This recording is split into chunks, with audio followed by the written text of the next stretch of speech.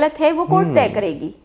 लेकिन जब उसके पास कागज ही नहीं है, वो कागज पड़ा है पंचायत ऑफिस में, या वो कागज मान लीजिए बना ही नहीं है, आज तक बनाया ही नहीं गया, कभी बनना चाहिए था वक्त रहते, आज तक नहीं बना, तो अब उसको ये कह के हम नहीं यहाँ से भेज सकते कि आपके पास तो कागज ही नहीं है, आप तो केस कर ही नहीं सकते। ये हमारी ड्यूटी है कि उसका वो कागज भी उसे मिले।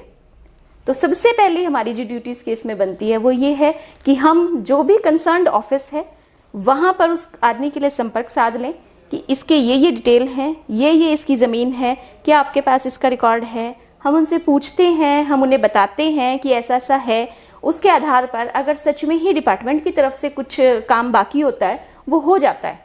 अब ये कानूनी नहीं है, उसकी मान लीजिए वो उसकी जमाबंदी थी, मान लीजिए वो उसका म्यूटेशन था, वो म्यूटेशन बनवाना कानूनी काम में नहीं आता, लेकिन उसे कानूनी सेवा देने के लिए म्यूटेशन बनवाना जरूरी था। यानी कि आप उसको सामने वाले पार्टी के इक्वल फुटिंग पे ले आते हैं। जी देखिए, यही तो बात है ना कि हमारे होने का पर्पस क्या है। हमारे होने का पर्पस है कि एक आदमी जो संपन्न है, जो हर चीज पा सकता है, एक तरफ वो है और एक तरफ वो दूसरा आदमी है जिसे यही नहीं पता कि मुझे ये चीज चाहिए तो मैं जाऊं कहाँ। वो सीधा हम तक आए, हम उसे न केवल वहां तक लेके जाएंगे जहां उसकी वो चीज बननी है, बल्कि हम उसकी हर वो संभव मदद करेंगे जिससे उसका वो कागज या वो चीज उस तक पहुंच जाए। मैम, आपने तो बहुत ही महत्वपूर्ण बात बताई, पर अब मैं आपसे जानना चाहूंगा कि जैसे आपने एक उदाहरण दिया जमाबंदी का, ऐसे और कौन कौन से केसेस हैं जो आपके पास यहाँ पर आते हैं, आप उनका सहयोग करते हैं? जी, इस तरह से हमारे पास जैसे कुरुक्षेत्र में विकलांग बच्चे हैं, वो स्कूल नहीं जाते हैं, ये मुद्दा हमारे पास अभी एक नया आया है। इस पर हम काम भी कर रहे हैं, एजुकेशन डिपार्टमेंट से हमने संपर्क भी कर लिया है कि कुछ बच्चे हैं जो स्कूल जाना चाहते हैं पर या तो वो फिजिकली या मेंटली चैलेंज्ड हैं, तो उनके लिए कुछ किया जाए, क्योंकि वो बच्चे घर पर बैठे हुए हैं। कुछ कितना परसेंटेज है डिसेबिलिटी का वो डिफर करता है, वो अलग अलग है। कोई बच्चा हो सकता है समझ पा रहा है कि ये क्या शब्द लिखा है, कोई बच्चा हो सकता है कि समझ ही नहीं सकता, कोई बच्चा हो सकता है कि उसे अगर कुछ सिखाया जाए वो सीख लेगा, कोई बच्चा इस लेवल पे है कि उसे कुछ सिखाया ही नहीं जा सकता। तो डिसेबिलिटी के लेवल अलग अलग है, लेकिन अगर बच्चा डिसेबल्ड है और वो कुछ कर सकता है, वो सीख सकता है, तो क्यों ना वो स्कूल चला जाए। यानी कि मैम, आपने तो जो उदाहरण दिया उससे लगता है कि आप तो ये देखते हैं कि समाज में कहीं भी जरूरत है। जी जी जी, कहीं तो सेवा की जरूरत है। हाँ, तो आप उसमें तलाशते हैं मौका। हम सिर्फ एक पुल की तरह काम करते हैं डाउन ट्रोडन पीपल और सरकार की एजेंसीज के बीच में, क्योंकि वो लोग उस सरकारी एजेंसी तक नहीं पहुंच सकते, कारण जो भी हो, कारण उसका फाइनेंस है, कारण उसकी अज्ञानता है, कारण कोई भी है, वो जा नहीं सकता, उसे जाने नहीं दिया गया। बहुत सारे ऐसे मैटर्स आते हैं कि जी ये घटना घट गई है पर हमारा काम नहीं हो रहा है, पेंशन नहीं बन रही है, मैं अबव 60 हूँ, मेरी पेंशन नहीं बन रही है, मैं पिछले 20 साल से अनाथ आश्रम में, यहाँ वृद्धाश्रम में रह रहा हूँ, मेरे पास यहाँ का आधार ही नहीं है, इसलिए मेरी पेंशन नहीं है। अब उसकी पेंशन बनवानी है तो आधार बनवाना पड़ेगा, तो पेंशन बनवाना भी मेरा काम नहीं, आधार बनवाना भी मेरा काम नहीं। लेकिन अगर ये दोनों काम मैंने नहीं किए तो उस आदमी के लिए मैंने कोई काम नहीं किया जिसे एक्चुअली में सेवा चाहिए थी। क्या बात है। तो हम सिर्फ यही नहीं, राशन कार्ड से जुड़ी हुई चीजें, आपका कोई भी सरकारी विभाग जो काम कर रहा है, जो एट प्रेजेंट कोई भी सर्विस एग्जिस्ट करती है और वो आप नहीं ले पा रहे हैं फॉर वॉट एवर रीजन, हम आपको वहां तक पहुंचा सकते हैं। क्या बात है। यानी कि जो आपका जो विधिक मामलों में जो सहायता है कोर्ट्स के अंदर, वो तो एक है ही है, पर उसके अलावा ये तो बहुत ही फैला हुआ एक तरह का क्षेत्र है। जी जी जी, जी। सच में, अगर क्योंकि कई बार ये होता है कि एक आदमी है, उसको पता ही नहीं होता कि किस दफ्तर में कहाँ पे वो जाए, क्या करे। अच्छा, आप ये बताएं कि मान लिया एक गांव का एक व्यक्ति है, उसका कोई झगड़ा है, वो पुलिस तक जाने में उसको कतराता है, वो डरता है, और कोर्ट्स का भी उसको नहीं पता कि कैसे आएगा, तो फिर वो कब आपके पास अप्रोच करे? कौन कौन आदमी हैं जो आपके पास आ सकते हैं? वो हमारे पास सीधे आ सकते हैं, हम मीडिएशन भी करा सकते हैं, हमारे फ्रंट ऑफिस पे रिटेनर्स होते हैं, हमारा जैसे एक होटल में एक रिसेप्शन होता है जहां आप जाते हैं, आपको होटल की पूरी जानकारी दी जा सकती है, आप ले सकते हैं कहाँ क्या हो रहा है, कौन सा कमरा खाली। इसी तरह से हमारे डीएलएसए में एक रिसेप्शन होता है जिसका नाम है फ्रंट ऑफिस। Okay ma'am. वो फ्रंट ऑफिस में आपको सीधा आना है और अपनी बात बतानी है। उसके लिए जो भी पॉसिबल अल्टरनेटिव होगा, उस फ्रंट ऑफिस पे 2 वकील और 2 पीएलवी हर वक्त मौजूद रहते हैं। अगर वो कानून से जुड़ा हुआ मुद्दा है तो वकील उसी वक्त उसकी ना केवल एप्लीकेशन ड्राफ्ट करेगा बल्कि उसे काउंसिल भी करेगा, उसे गाइडेंस भी देगा, और पीएलवी जो वहाँ पे मौजूद होते हैं उनके साथ हम उनको कंसर्न डिपार्टमेंट तक भी पहुँचाते हैं कि आप इन्हें लेके जाएं वहाँ तक और इनको सब समझा के, और डिपार्टमेंट का जो भी कंसर्न डीलिंग हैंड है उसके पास भी समझा के कि ये ऐसे ऐसे इसका प्रॉब्लम है और इसको सॉल्यूट कीजिए। यानी कि मैम, जो हमसे भी जैसे हम रहते हैं समाज में, तो बहुत सारे लोग पूछते हैं कि आप शिक्षक हो तो बताओ इस मामले में क्या करना है जी। तो ये एक ऐसा दफ्तर है जहाँ पर हम भेज सकते हैं किसी को? जी, ऐसा जरूरी नहीं है कि आप कोई सर्विस ही लेने आए, काउंसलिंग भी एक सर्विस होती है। आप सिर्फ एक सलाह चाह रहे हैं कि मेरे साथ ऐसे हो गया है पर उसमें मेरी भी गलती थी, तो क्या मैं केस डाल सकता हूँ, आगे बढ़ूं या ना बढ़ूं? हाँ, हम आपको काउंसलिंग भी देते हैं कि देखिए ये आपके प्लस पॉइंट है, ये नेगेटिव है, केस डालेंगे तो ये चीजें अगर आपके पास है तो आप ठीक है, अगर आपने ऐसा किया हुआ है तो ये आपके खिलाफ भी जा सकता है। हम काउंसलिंग भी देते हैं। उसके बाद डिपेंड करता है कि वो आदमी आगे बढ़ना चाहता है या नहीं बढ़ना चाहता है। ऐसा नहीं है कि कोई हमारे पास आ गया तो वो बंद गया है, अब तो उसे केस डालना पड़ेगा, ऐसा नहीं है। आप उसको सहयोग के लिए हैं। अच्छा, अभी आपने कुछ देर पहले मुझे बताया मैम, और मुझे तो बहुत अच्छी वो चीज़ लगी, आपने कहा प्री मेडिएशन होता है कि प्री इंस्टीट्यूशन मेडिएशन। जी, तो वो आप पुलिस के पास जाने से पहले, कोर्ट से पहले, तो ये तो बहुत कमाल की चीज़ है। आप इसके बारे में प्लीज बताएं कुछ। हाँ जी, प्री इंस्टीट्यूशन मेडिएशन बहुत पुराने वक्त से चल रहा है। ये खास करके हम उन केसेस में करते हैं जहाँ घरेलू झगड़े होते हैं, कि कोर्ट में जाने से पहले इस इंस्टीट्यूशन को, शादी की जो इंस्टीट्यूशन है उनकी, उसको किसी तरह बचा लिया जाए। जब ऐसा झगड़ा कोई भी पुलिस के पास आता है तो पुलिस कोर्ट में उनको पेश करने से पहले एक बार हमारे पास भेजती है कि इनके बीच में समझौते की कोई गुंजाइश है तो वो देखिए, ताकि कोर्ट का एक और केस ना बढ़े और इनकी इंस्टीट्यूशन भी बच जाए। वहाँ पर हम मीडिएशन कराते हैं, समझौते होते हैं। बहुत सारे केसेस हैं जो यहीं पर इसी स्टेज पे खत्म हो जाते हैं, आगे बढ़ते ही नहीं है, आगे जाते ही नहीं है, उनकी यही सेटलमेंट होती है। मीडिएटर ट्रेंड, हमारे पास मीडिएटर्स हैं, 40 hours training time period minimum required होता है, जिसमें वो ट्रेंड हैं सभी मीडिएटर्स। वो बैठते हैं, उनके बीच में सुलह कराते हैं, उनकी स्टेटमेंट्स रिकॉर्ड होती हैं, दोनों साइन करते हैं कि हाँ आज से मैं इसे कभी मारूंगा नहीं, या आज से मैं इसके साथ कभी ऐसा कुछ नहीं करूंगा। दूसरी पार्टी भी समझौता करती है कि अगर ये ऐसा करेंगे तो मैं इनके घर रहने के लिए तैयार हूँ, मैं कभी वापस अपने घर इनको छोड़कर ऐसे नहीं जाऊंगी। उसके बाद वो पार्टीज, कभी विरला ही कोई केस है कि जिसका हमने मीडिएशन करा दिया और वो चले गए और वो केस डल गया। अरे, वो केस कम डलते हैं, बहुत कम डलते हैं। तो यानी कि एक इंस्टीट्यूशन ऐसी है हमारी जो ये कहती है कि आप कोर्ट से पहले हमारे पास आइए, और इसकी जो स्थापना की जगह है इस बिल्डिंग की, वो भी कोर्ट से पहले इसीलिए की गई है कि कोर्ट जाने से पहले आप यहीं रुक जाइए, हॉल्ट लीजिए, रुकिए, बैठिए, सोचिए, काउंसलिंग लीजिए। उसके बाद भी अगर आपको लगता है कि नहीं मुझे तो कोर्ट ही जाकर राहत मिलेगी, तो आप आगे बढ़िए। वो दरवाजा खुला है। और मित्रों, ना सिर्फ यहाँ की कार्यप्रणाली में, यहाँ के सब लोगों के काम करने में वो झलकती है। अब मैम हैं तो मैम के साथ मैं तो एक सामान्य नागरिक हूँ, शिक्षक हूँ, मैं बैठ के बात कर रहा हूँ, तो उसकी वजह यहाँ का माहौल है। तो आप में से जो भी ज़रूरतमंद हमारा दोस्त है, हमारा भाई है, कोई और सहयोगी है, किसी भी स्तर के हैं, तो वो यहाँ पर आ सकते हैं, उनको भरपूर परामर्श और सहयोग मिलेगा।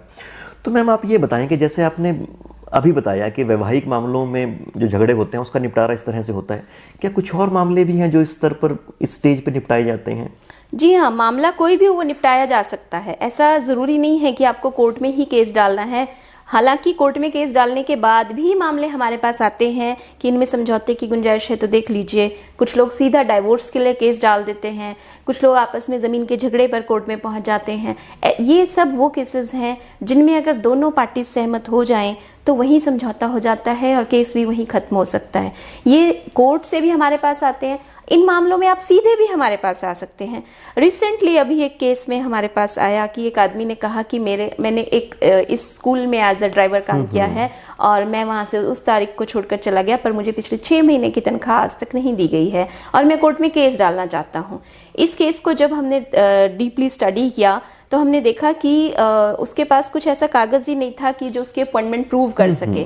तो उसको हमने समझाया कि आपकी तो अपॉइंटमेंट भी नहीं है आपके पास, कि आप कैसे केस डाल पाएंगे। लेकिन क्योंकि जेन्युइनली उस आदमी ने उस इंस्टीट्यूशन में काम किया, उस स्कूल के प्रिंसिपल से जब हमारी बात हुई तो प्रिंसिपल साहब खुद आए, उन्होंने कहा कि एडमिट किया कि ये मेरा ड्राइवर था और मुझे कोई दिक्कत नहीं है इसे वो पैसे देने में। फ्रंट ऑफिस के रिटेनर के पास बैठ के ही वो मामला वहीं के वहीं सुलझ गया और वो केस वहीं खत्म हो गया। केस डलने से पहले केस खत्म हो गया। अदरवाइज ये झगड़े ऐसे हैं कि आप इनको चाहे हाई कोर्ट तक खींच लें, कहीं तक भी ले जाएं जी। 6-6 महीने की तनख्वाह ना मिलना भी अपने आप में एक इशू था। मुद्दा एक्चुअली में कुछ और था, बन कुछ और जाता है धीरे धीरे, और कोर्ट तक आते आते वकीलों के हाथ से उसने निकलना होता है। तो उसमें कुछ कानूनी दांवपेच भी रखने पड़ते हैं जिससे केस हमारे हक में आ जाए, तो वो चीजें और एग्रावेट हो जाती हैं। लेकिन अगर आप पहले ही रुक गए हैं, पहले ही हॉल्ट यहाँ ले लिया है आपने, तो आपकी काउंसलिंग अच्छी से हो जाएगी और केस भी 80-90% हमारे चांसेस होते हैं कि यहीं खत्म होकर जाए। तो दोस्तों, आपका किसी भी तरह का मुद्दा हो, पुलिस का मुद्दा हो, कोर्ट का मुद्दा हो, वहां पर एक बार प्रॉपर वकील को हायर करने से पहले प्लीज आप यहां पर आएं और अपने केस की जो संभावनाएं हैं उनको सही से देख लें। अच्छा मैम, आपने कहा कि सब तरह के केसेस में डील होते हैं, तो फिर भी आप बताएं कि जैसे चेक बाउंस के मामले हो गए या जमीन के मामले हो गए, क्या क्रिमिनल मैटर्स भी? जी नहीं, क्रिमिनल मैटर्स को हम डील नहीं करते हैं। प्री इंस्टीट्यूशन मीडिएशन में नहीं करते हैं। कोर्ट रेफर्ड मैटर्स हमारे पास इसमें आ सकते हैं, आते ही रहते हैं। लेकिन क्योंकि क्रिमिनल केस में स्टेट एक तरफ एजेंसी होता है, यस, स्टेट एजेंसी इन्वॉल्व होती है और स्टेट के अगेंस्ट उसे क्राइम माना जाता है, तो हम मीडिएशन करा ही नहीं सकते। हम नहीं कह सकते कि सरकार इस पर समझौता करना चाहती है। हमारे इस प्राधिकरण को जो पुरस्कार मिला है वो कौन सा पुरस्कार है और वो किस तरह की जो चीजें हैं उसके बेस पे वो मिलता है? जी, इस प्राधिकरण को नवंबर 2019 में नॉर्थ जोन का बेस्ट रियल एस्टे का पुरस्कार दिया गया था। ये पुरस्कार यहाँ पर किए गए जो कार्य थे, जो एक्टिविटीज़ थी, जो इनिशिएटिव्स थे, उनकी वजह से मिला था। जिस स्तर पर जाकर यहाँ के वकीलों ने, यहाँ के पैरालीगल वॉलंटियर्स ने काम किया था, वो वहाँ पर सराहा गया। वो नेशनल लीगल सर्विसेज अथॉरिटी ने देखा कि बहुत अच्छे से काम हुआ है। हालांकि हमारे पास वक्त बहुत कम था क्योंकि पूरे 1 साल का ब्यौरा उसमें रखना होता है कि 1 साल में हमने कितना काम किया है। पर क्योंकि मैं आई ही अप्रैल में थी यहाँ पर, तो अप्रैल से अगस्त तक का हमारे 6-7 महीने थे जो काउंट हुए थे। पर उसके बावजूद भी काम इतना अच्छा, इतने अच्छे स्तर पर हुआ था कि नालसा को लगा कि हाँ, काम ज़मीनी स्तर पर हुआ है, लोगों ने फ़ायदा उठाया है। जैसे कि हमने अनऑर्गेनाइज्ड लेबर के लिए काम किया। जो ऑर्गेनाइज्ड लेबर है उसके लिए सरकार काम करती है, सब कुछ है, पर जो अनऑर्गेनाइज्ड लेबर है, जैसे भट्टे पर लोग काम कर रहे हैं, कंस्ट्रक्शन साइट्स पे लोग काम कर रहे हैं, उनके लिए क्या क्या सुविधा है उन्हें पता ही नहीं है, क्योंकि उनके पास वक्त ही नहीं है। उन्हें यही नहीं पता कि आज अगर मुझे कंस्ट्रक्शन साइट पे काम नहीं मिला तो रात की रोटी कैसे आएगी। उसके पास इस चीज़ के लिए वक्त नहीं है, मेरे लिए कौन सी बेनिफिशरी स्कीम्स आ गई हैं, तो उन तक वो स्कीम्स पहुंचाना, उनके ऑनलाइन रजिस्ट्रेशंस कराना, सरकार तक उनको लेके जाना और सरकारी सुविधा को फिर उन तक लेके आना कि आपको ये चीज़ मिल गई है, आप रजिस्टर हो गए हैं, अब आपको 2 साल बाद ये मिलेगा, 1 साल बाद साइकिल मिलेगी, स्विंग मशीन मिलेगी, बच्ची की शादी पे ये मिलेगा, बच्चे के बर्थ पे ये मिलेगा, वो उसके लिए एंटाइटल्ड हो जाते हैं। तो ये जैसे लेबर के साथ हमने किया, किसानों को हमने रजिस्टर किया गवर्नमेंट पोर्टल पे। एग्रीकल्चर डिपार्टमेंट के बहुत सारे किसानों को हमने, मोर देन 20,000 के आसपास एग्रीकल्चरिस्ट्स जो यहाँ पर छोटे स्तर के, जो बहुत छोटे स्तर के, हम जमींदार की बात नहीं कर रहे हैं जिसके पास 5 किले 10 किले 20 किले हैं, हम उन लोगों की बात कर रहे हैं जो बहुत कम जमीन कर रहे हैं। डेटा बताते हैं, हजारों में बताते हैं, तो इतना बड़ा काम, आपकी संख्या तो सीमित, इतना बड़ा काम हो कैसे जाता है फिर? ये ऐसे हो जाता है कि लोकल लेवल पर सरपंचेस हमें कोऑपरेट करते हैं। हम एक गांव में जाते हैं तो हम उसके सरपंच से पहले टाई अप कर लेते हैं कि हम आपके गांव में आएंगे, आपके गांव में जितने किसान हैं आप उनको बुला कर रखें। तो उस एक गांव में एक दिन में अगर हमें 150 किसान मिल गया, छोटे गांव में भी, तो एक दिन में 150 किसान रजिस्टर हो गया। अच्छा, एक बार पीछे में आपके पास कुछ काम से आया था, आपने बुलाया था, तो आपकी उस वक्त चर्चा चल रही थी कि जो बुजुर्ग लोग हमारे यहाँ शहरों में रहते हैं उनको किस तरह से न्याय सुनिश्चित किया जाए, उनको तंग ना किया जाए, तो वो क्या था और उस तरह के कुछ और जी प्लीज बताएं। जी, ये दरअसल नेशनल लीगल सर्विसेज अथॉरिटी ने कुछ स्कीम्स निकाली हैं, क्योंकि हम सोशल जस्टिस भी हम करते हैं। Access to justice for all हमारा मोटो है, ये हलसा का लोगो है कि access to justice for all, सभी को न्याय तक पहुंचने का एक्सेस होना चाहिए, रास्ता मिलना चाहिए। तो उसके लिए नालसा और हालसा मिलकर काम करते हैं। कुछ स्कीम्स वो निकालते हैं एक पर्टिकुलर क्लास ऑफ पीपल के लिए कि आप अनऑर्गेनाइज लेबर के लिए काम कीजिए, आप एग्रीकल्चरिस्ट के लिए काम कीजिए, आप पॉवर्टी एलिवेशन पे काम कीजिए, आप एनवायरनमेंट पे काम कीजिए, आप चिल्ड्रन पे काम कीजिए।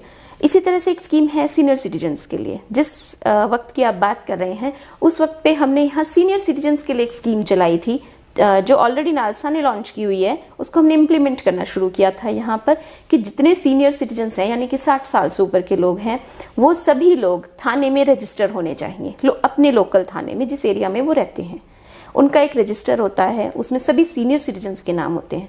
प्रायोरिटी दी जानी चाहिए थाने की तरफ से सभी सीनियर सिटीजन्स के केसेस को। अगर सीनियर सिटीजन के साथ हाथापाई हुई है, उसके साथ मारपीट हुई है, उसका मर्डर हुआ है, उसकी फैमिली को तंग किया जा रहा है, उसका प्रॉपर्टी मैटर है, उसके साथ धोखा हुआ है, इस तरह के, या कोई रेंट पे दिया हुआ था वो रेंट खाली नहीं कर रहे हैं क्योंकि वो बुजुर्ग है, बच्चे आके रहने लगे, बच्चों ने खाली नहीं किया, बुजुर्ग तंग हो गया।